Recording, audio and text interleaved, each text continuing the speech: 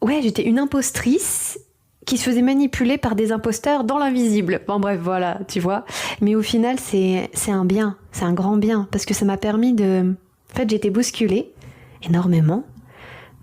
Tout s'est effondré, toutes mes croyances, toutes les choses auxquelles je croyais, tout s'est effondré.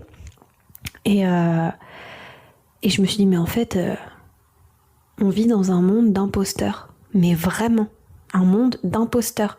En fait, tu penses au fond de toi que c'est la vérité juste, que ce que tu vis, que ce que tu ressens, que ce que tu perçois, c'est vrai, alors qu'au final, si tu ne doutes pas un minimum et que tu vas pas profondément en toi, en ton cœur, bah tu pourras jamais te rendre compte que tu es un imposteur ou une impostrice. Tu vois ce que je veux dire?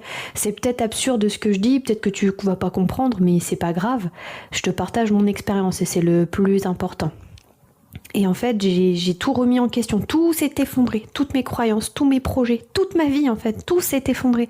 Donc j'ai vécu plusieurs mois vraiment très compliqués. Et ensuite, je me suis convertie à l'islam et c'était la meilleure des décisions que j'ai prises de toute ma vie.